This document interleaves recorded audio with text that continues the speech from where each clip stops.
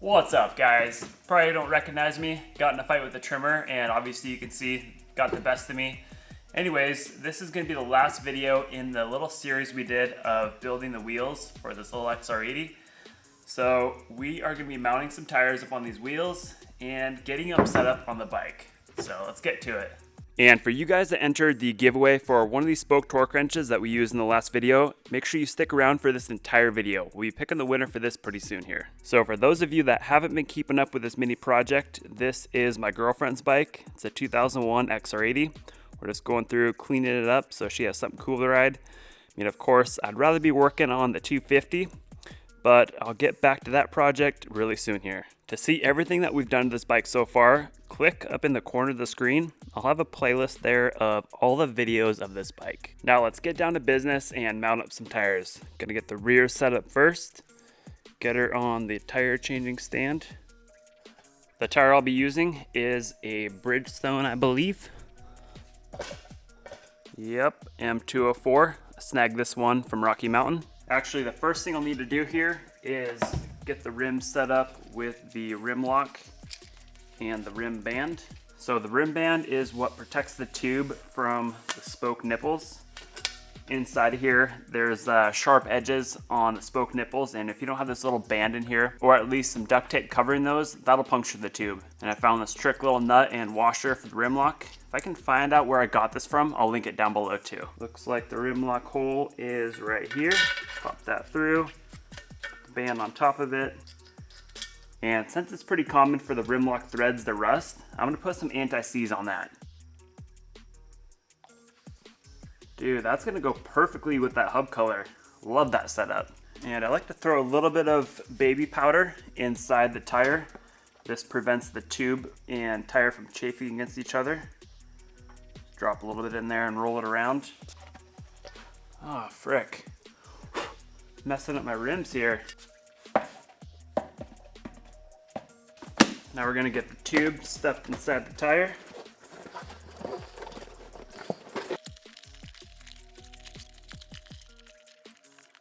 Always helps to give the tube a quick hit of air to kind of settle it inside the tire. Looks good. Gonna pull the valve stem core back out. That way we have no pressure inside the tube. And you wanna make sure you have a nut on the inside of the valve stem here. This is gonna go on the inside of the rim. Gotta get her lubed up. I'll let you guys make the lube jokes on this one. This is the stuff we'll be using. Yamalube somehow works on Honda though. Just gonna spray it all the way around the bead here on both sides.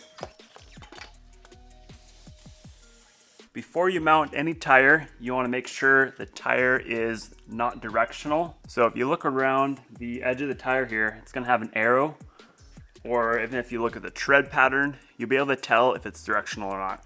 Looks like this one is not directional, so doesn't matter which way we have it on the rim. So we're gonna line up the valve stem with the hole on the rim. It's like right about there. Then I'm gonna get the rim lock inside of the tire here.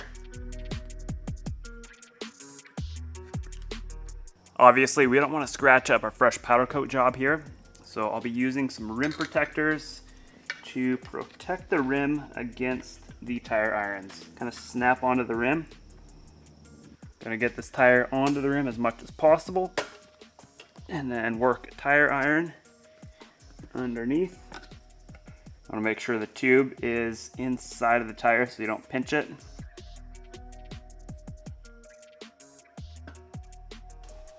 Grab another tire iron, go on this side.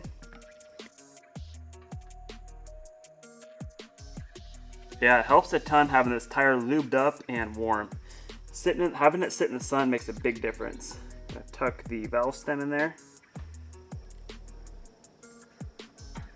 Take another bite out of it over here. This tube just doesn't want to stay inside the tire at all. Being kind of a pain. Another thing you can use to prevent scratching your rims is a plastic tire iron here. This one is a Stubby brand. See how they work. Haven't used them in a while. They are pretty thick, but once you get them locked in, they actually work pretty good.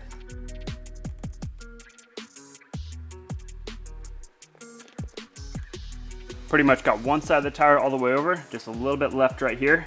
Should be able to push this over by hand. There we go.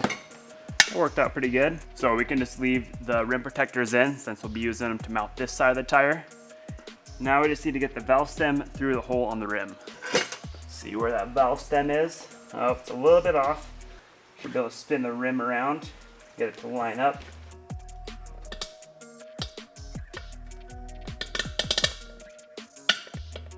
Now with the valve stem through the rim, I'm gonna put a nut on here temporarily just to get this thing locked in straight, and then pop the valve stem core back in. Add some pressure to get that tube situated inside the tire again. The one thing that leads to a pop tube or a pinch tube is if it's all twisted up inside the tire or hanging outside the rim, and at that point you're gonna catch it with a tire iron and pinch it. Gonna go all the way around the tire, make sure that tube is stuffed inside. Pull the valve stem core back out. Now the starting point I use is the rim lock. So I'm gonna get the tire over the rim on both sides of the rim lock here. Shouldn't need to use a rim protector over here. I'm not really wrenching on it too hard. Slide that over. Push that rim lock in. Get the tire down inside of there. And then now we're going to use a tool called the bead buddy. This holds the bead of the tire down inside the rim so it doesn't peel up as you work your way around the rim. Pretty handy tool to have. So it just slides right underneath the tire, and then this little slot hooks onto a spoke. So just like that. And now I'm just going to simply work my way around the rim. Might have to freshen up on the lube here. Now the best way to prevent from pinching the tube is to go only vertical with the tire lever. If you go any further than that, like pull it back any farther, that could nip the tube inside and pinch it against the rim. So at first, it's pretty easy getting this tire worked over the rim, but it gets increasingly harder as you go. So you're just basically just alternating tire levers, one after the other. And then once you move past one of the rim protectors, pull it out. Move it down the line a little bit. I'm gonna grab our next bite here. So at first you can take pretty good sized bites out of the tire, but as you get farther down the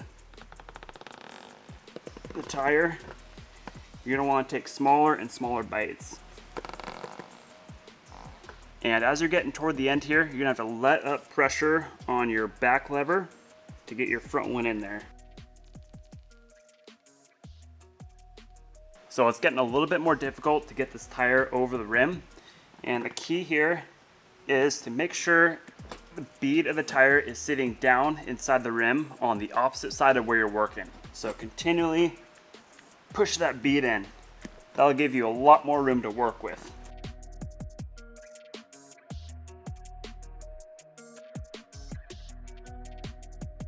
Now the last couple inches here is what stumps most people. So you got to remember the basics. Just take little bites at a time. Make sure your bead is pushed all the way down inside the rim as you're working. Should only take a few more bites to get this tire all the way on. I tell you what, mini bike tires are some of the toughest. These things do not have much give in them. I squirt a little bit more lube on here. I think I should be able to get this by hand. Sweet. There we go. Just need to pull off the rim protector and the bead buddy. Gonna find the valve stem, pop the core in there, and hopefully this thing holds some pressure. And to seat the bead, you wanna make sure you got a good amount of lube inside of the bead. Looks pretty good. Rim lock's gotta be loose. All right, let's give her a heck. Think we're golden. Seems like the tire pressure is holding pretty good. Gonna spin this nut off of here. We definitely don't want to have a nut on there that restricts the tube from moving as you're riding. So instead, what we're going to use is a little rubber grommet. This allows the tube to flex back and forth, And then we can set the tire pressure. Ooh, that's through the roof. So we're gonna shoot for about 14 or 15 on this wheel. Looks good right there. Now we've got a little red valve stem cap to put on there. And now we're gonna tighten down the rim lock. These don't need to be overly tight, maybe only 10 to 15 foot-pounds. Now I'm just gonna clean up all the lube and baby powder. Let this thing sit for a little bit and check the tire pressure once again. Sorry, we're having a hailstorm here. It's freaking loud. With the rear wheel all dialed in, it's time to turn our attention to the front wheel. Should be pretty easy mounting up this tire, but the only issue I have here is the tire. I'll have to use the old one. It's impossible to find a replacement 16-inch front tire. I guess just a funky size. No one really made an aftermarket tire for it. But this one still has, I don't know, 70, 80% tread left. So I'll just rock with it for now. So there's basically 3 different ways you can mount a tire. The first being how I mounted the rear tire. I got the tube inside the tire first, lined up the rim lock with the rim, and then put the tube through the rim. That's the most common way. Variation of that is to get the tire or get the tube in the tire. First, line up the tube with the rim and then do the rim lock, which I actually prefer that way most of the time. And then the third way is to leave the tube out, mount the tire halfway on the rim, and then feed the tube into the tire, line up the valve stem, and then proceed to mount the other half of the tire. In my opinion, that's the least effective way or the hardest way to do it. But honestly, all 3 ways work. Since this wheel doesn't use a rim lock, it'll be pretty dang easy mounting this tire. Just gotta line up the valve stem and just basically mount the tire.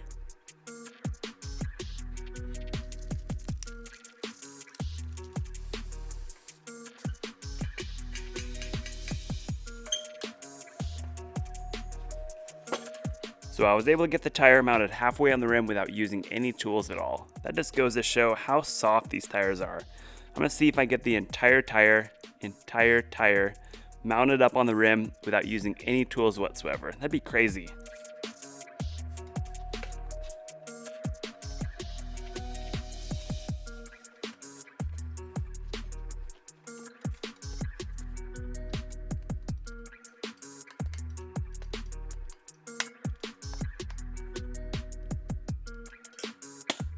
With the tires all mounted up, time to get these wheels bolted on the bike and see how they're gonna look. So I'll need to prep the brakes and get the sprocket mounted up. Oh, and before I forget, I need to pick the winner for one of these spoke torque wrenches that I used in the last video. So let's head over to the computer and find the lucky winner. We're just racking up the comments right now. So this giveaway was completely random. Just had you guys comment Tusk down in the comment section. So this will pick the winner right here.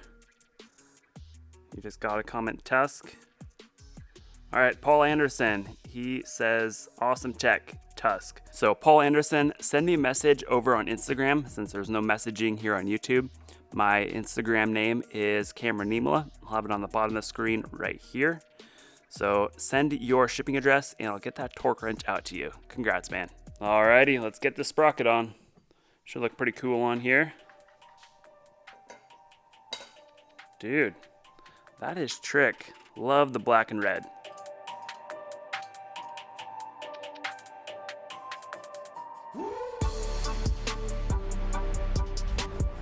Now as far as prepping the brakes, what I'll do is sand the inner drum of the hub here, as well as the brake shoe surface.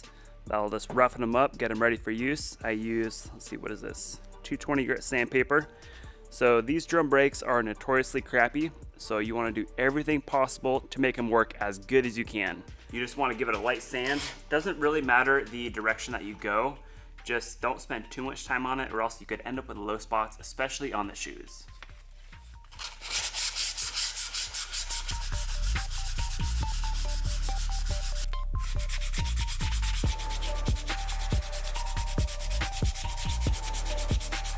So basically you just want to remove that shininess off of the pad. You can see this one I haven't sanded yet. There's like a glazing on there. So just a light sand will get that off of there. Let's go ahead and get these brakes mounted up. The pin just slides through the arm like that. Man, the rest of this bike looks so dirty now compared to the fresh powder coating. It's gonna be a problem. Now for the front brake, gotta make sure that spring's on there, get the cable attached to the panel, pull some tension here on the spring, get that cable through the slot. Just need to get this nut threaded onto the cable now. Cool, there we go. We'll adjust that cable tension a little bit later. It's about time to get these things mounted up finally. I'm pumped. Wonder how many hours I have into the set. I'm gonna guess probably like 30, 25 or 30, somewhere around there. But yeah, let's get them on the bike and see how they look.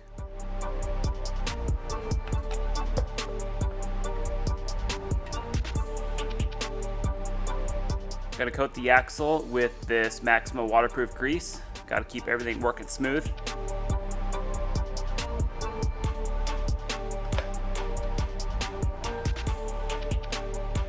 Let's see how the brakes feel up top here. Definitely got a lot of play. So I'm gonna adjust the cable down here. So I'm gonna tighten this nut down. That'll bring the arm up a little bit and tighten up the slack. Let's go ahead and see how they feel now. A little bit better. We can do the rest of the fine tuning with the adjuster here. So turning this out will eliminate some of that cable slack.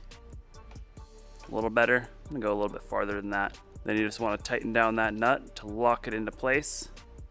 Now a trick I have for getting drum brakes to work a little better is to center up the brake shoes in the drum.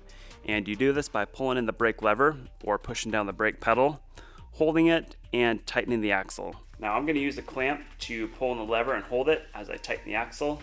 So kind of cheating the system here.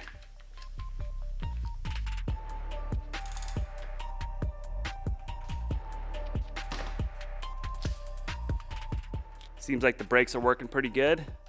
Now the only thing that kind of sours me here is that tire. It just looks hideous on there. Kind of ruins the look of that wheel, huh? I really wish someone made a good tire in that size, but might just have to upgrade to a 17-inch to get a good tire for it. But anyways, gonna get this rear wheel mounted up now.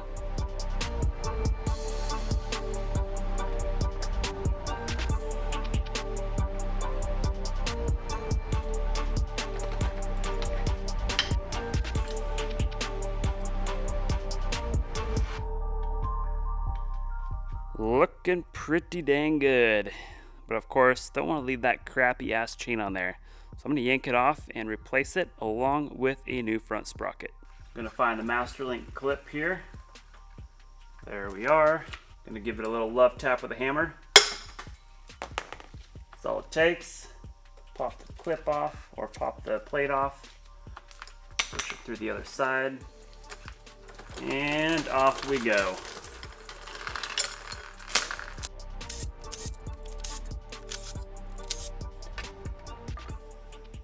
Ouch! Got a broken cover here. We are gonna have to replace that.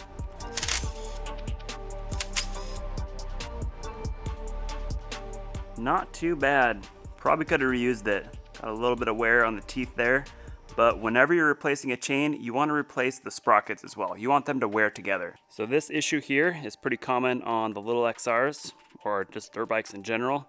So that piece broken out is from the chain derailing or falling off and hit the cover.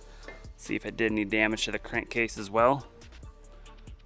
No, looks like we got pretty lucky and it didn't damage anything there. But it does look like we have a little bit of damage around the shift shaft. And it looks like that's the source of an oil leak. See some oil on the shifter and the shaft. So I'm gonna have to pull out that seal and replace it. And another thing I noticed earlier was that the chain sliders are not in too good a shape. Got some wear up top here. And the rubber is deteriorating, cracking out pretty good. So it looks like I'll need to replace that one. And the lower one is completely missing. It's supposed to go right there where that hole is. So got one of those on order as well. These are the ones I picked up from Rocky Mountain, just OEM Honda. Tough to beat the quality of that.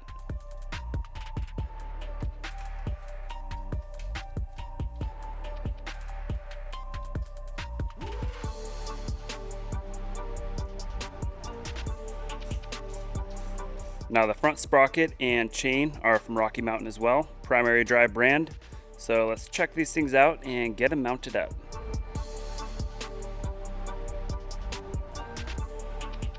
Now for the chain, I'm gonna start with the rear wheel all the way forward in the swing arm and just feed the chain onto the sprocket towards the front sprocket, and then down through the lower chain slider and back to the rear sprocket. Gonna line it up. Hopefully it's long enough. Perfect. So they provided a little pack of grease here, so might as well apply it to the chain and the clip. And then the master link just slides right through the back. Well, that didn't go as planned. Anyways, it goes through the back like that. Plate goes on the front of it, and then the clip goes on with the open end facing back. So say if the chain hits a stick or a rock and that open end is facing forward, it could pop off and you're gonna lose your chain. So always wanna have that open end facing back. And all it takes is a little squeeze with some needle nose pliers, and it's on. One thing I've started doing recently is putting caulk on the master link clip to hold it in place. Just kind of a peace of mind thing, an extra layer of security there. So gotta wipe all the grease off of it, of course, if you want that caulk to stick. Maybe if I were to put so much grease on there, I wouldn't have to wipe it off. And then use some brake cleaner to clean that up. Gonna put a dab of this clear caulk I found on the face of the clip. Now we'll need to set the chain slack. We'll see where it's at right now. About 4.5 fingers, so pretty loose. So we'll need to bring the rear wheel back using these adjusters here. So I'm gonna tighten them evenly on either side. I'm gonna go till about the 3rd or 4th mark out. After a couple adjustments, got the chain where I want it, about 3 fingers at the end of the chain slider. Now to pull the wheel all the way forward in the swing arm so I can tighten the axle, I'm gonna stuff a rag in between the chain and sprocket, roll the wheel to get it up inside of there. That should be good. And then I'm gonna put the bike into gear, just like that. Now the wheel's locked into place. And just like the front brakes, I'm going to center the shoes in the drum. So I'm gonna do that by making sure this adjuster is turned in.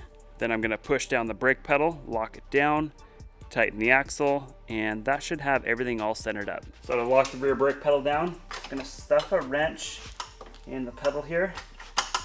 Should work right there. And now I can just tighten up the axle.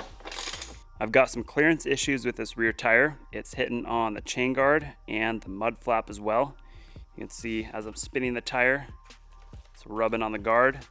So on the guard, it looks like it's bent into the tire a little bit. So I'm gonna pull it off and bend the mounting tabs just a little bit. That should fix it.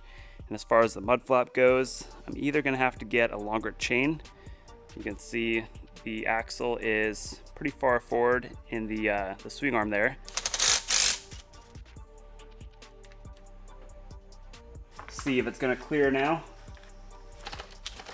Oh yeah, plenty of clearance there. So while I have this guard off, you notice it's pretty sun faded and nasty. Got a pretty cool product to try on it, see if I can freshen it up. Now the product I'll be using to restore this chain guard is called Cerakote, Trim Coat. Cerakote sent this over to me to try out. It's basically a ceramic trim coating meant for cars, like the plastic trim on cars. It's supposed to last really good. This product just came out a couple days ago, so I'm one of the first ones to try it. This is the same company that sells Cerakote, like the ceramic coating that I used all over the 250, like the brake calipers, engine covers, all those cool looking colors on it. So really excited to try this out. It's supposed to last for 200 washes, so it's nothing like anything else on the market. It's not like a silicone spray or an SC1. So let's open one of these up and give it a shot. Inside the package, we have 10 individual wipes. So we're gonna be using a gloss finish on this part. Obviously you gotta make sure it's clean and dry. You wanna clean it up with Dawn dish soap. That's what Cerakote recommends. And I decided to give it a little sand with 600 grit sandpaper. Just remove some of those scratches. So let's try this stuff out. And obviously you wanna be wearing gloves. So it should be just wipe and go. Pretty simple process here. Doesn't say to use any specific pattern, but I imagine if you want to get a consistent finish on it, you want to wipe in one direction like this. See, it's already taken all that sun fading and kind of bringing it to a gloss finish already. Just gonna finish it off by going in one direction here. And then when you're done wiping it, try not to touch it with your hands at all. That'll leave fingerprints, and it should take about 30 minutes to dry. Man, this coating turned out really good. A million times better than it was before. And it's not slimy and sticky like a silicone spray. It's a nice smooth finish. So we'll see how this stuff holds up. I'll have this product linked down below for you guys. So let's go ahead and see how the guard looks on the bike. Looks better than new. Pretty impressive stuff. But what I'm curious about is how well that coating will hold up. The chain guard gets a lot of abuse, so I'll let you guys know how it fares. So I'm gonna be really testing this stuff, see its capabilities. Gonna try it on dirt bike plastics, try it on the car, maybe the lawnmower, just anything and everything to really see what this stuff is capable of. So if you have any ideas, drop them down below in the comment section on what we should try this ceramic trim coat on. Now, unfortunately, I don't have a replacement ignition cover here or a new seal for the shift shaft, so I'm gonna have to put this thing back together as is. And something I just thought of was to put a smaller front sprocket on to alleviate the rubbing issue with the mud flap. So I'm gonna add that to the parts list. I think the wheels turned out pretty sick on there. What do you guys think? Added a whole new dimension to this bike. Just love those colors on there. So to make it easy on you guys, I'm gonna link every tool and every part I use throughout this video down below in the description. And since this is Haley's bike after all, I wanna see what she thinks. So let's go find her. You gonna come look at your dirt bike? I wanna see if you like the wheels on it. What do you think? Ooh la la! Look at that. I love it. Looking good. Yeah, turned out sweet, huh? You want to take it for a rip around the yard? Okay, let's do it. Try out the new tires. Try those sick new colors out. Let's do it. Oh, it's got new chain sprockets on it too. Woo! It's gonna be faster. Go take it for a rip. Go get your helmet on. And your you got your boots on, that's for sure. Oh no, she's gonna get them dirty. What? You're gonna get my new wheels dirty. Spent like 40 hours on those. I love it.